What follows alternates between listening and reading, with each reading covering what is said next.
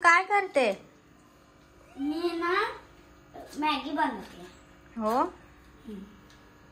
येतो की गॅस पेटवता. हा. लायटर खराब झालंय.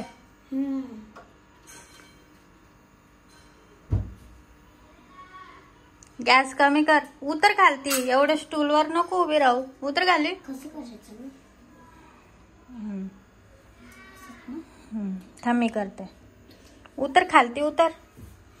चल टाक पाणी टाक. पहिले असं पाणी टाकायचा.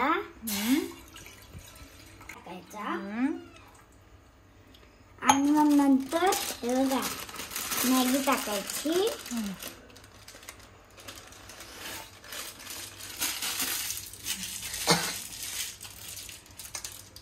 मग त्याच्यावरती मग नंतर ही मॅगी मसाला टाकायचा.